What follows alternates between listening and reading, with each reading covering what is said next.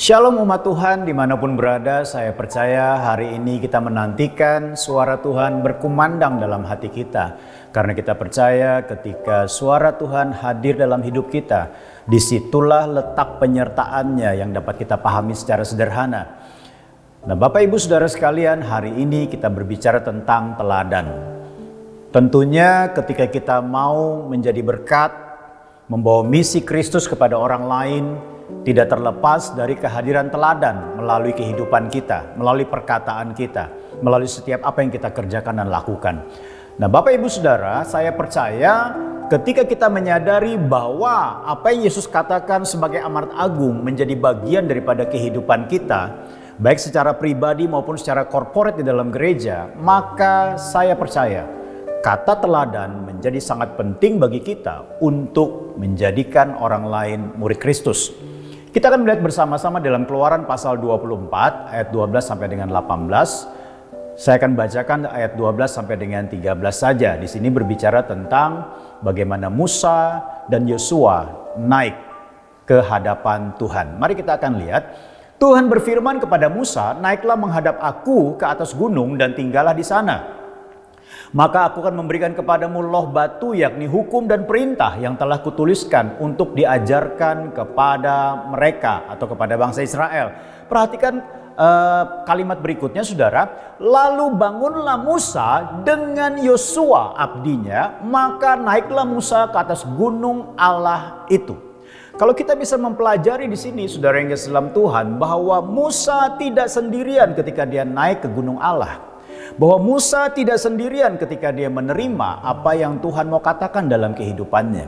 Ya, sehingga bisa dikatakan juga kepada bangsa Israel yang dia pimpin. Saudara yang kasih dalam Tuhan, kalau kita bisa melihat, ini merupakan sebuah pola di mana Yosua sebagai abdi Musa, Yosua sebagai orang yang secara tidak langsung dimuridkan oleh Musa untuk nantinya akan melanjutkan kepemimpinan Musa.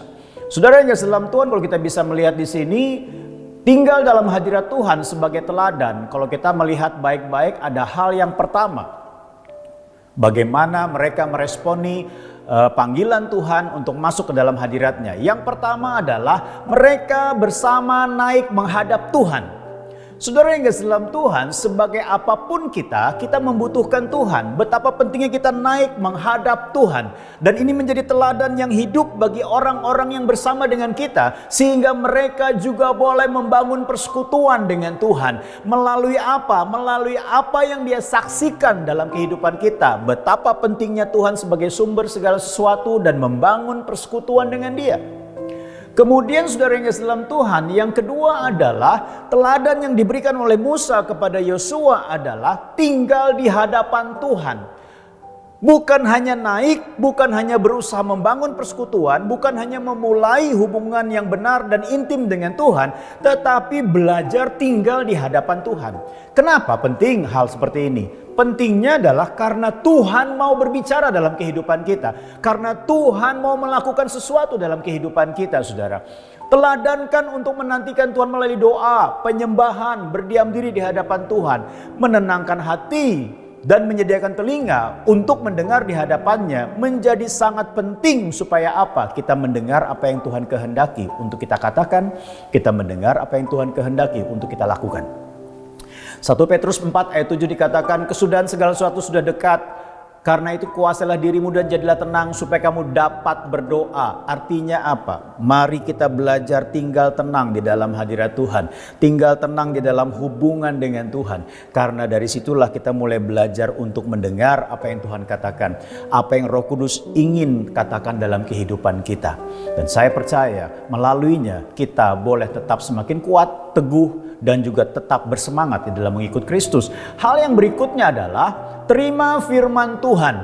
Musa memberikan sebuah teladan. Dia naik bersama dengan Yosua, lalu tinggal di dalam hadirat Tuhan. Bahkan ketika Tuhan berfirman, firman itu bukan hanya menguap begitu saja, tetapi terekam dengan baik karena Musa memiliki sikap hati yang menerima kepada firman Tuhan, sikap hati yang terbuka kepada firman Tuhan. Ini menjadi hal yang sangat penting, teladan yang sangat penting bagi Yosua dan bagi kita semua. Teladan untuk punya sikap hati yang mau menerima firman-Nya walaupun segala yang didengar perlu diuji. Seperti dalam 1 Tesalonika 5 19-21 dikatakan, janganlah padamkan roh dan janganlah anggap rendah nubuat-nubuat. Ujilah segala sesuatu dan peganglah yang baik. Perhatikan baik-baik saudara yang kasih dalam Tuhan. Ketika engkau mau mengajar orang untuk menjadi murid Kristus, mengikuti apa yang Yesus lakukan, hal yang sangat penting, ajarlah mereka tinggal di dalam hadirat Tuhan. Karena dari situlah ada sumber kekuatan, dari situlah ada tuntunan, dari situlah ada kehidupan. Dan saya percaya ketika kita melakukannya, kita sedang membangun orang-orang yang memiliki kualitas murid, namun memiliki kedekatan dan kelekatan dengan Tuhan. Di dalam dia melakukan segala sesuatu, mengatakan segala sesuatu, dan menyikapi segala sesuatu. Mari kita berdoa. Bapa di surga, kiranya Tuhan Engkau terus memimpin menyertai kami, bahkan ketika Engkau mempercayakan kepada kami untuk memuridkan dan juga membawa orang lain datang kepada Kristus, bukan hanya sekedar menyampaikan berita Injil, namun membawa mereka masuk ke dalam hadirat Tuhan, membawa mereka masuk ke dalam rancangan Tuhan yang lebih lagi di dalam persekutuan dan keintiman, sehingga mereka boleh bertemu dengan Tuhannya melalui kehidupan kami, melalui setiap persekutuan yang kami bangun. Terima kasih Bapa di surga. Terpujilah namamu, di dalam nama Tuhan Yesus kami berdoa. Amin. Tuhan Yesus memberkati.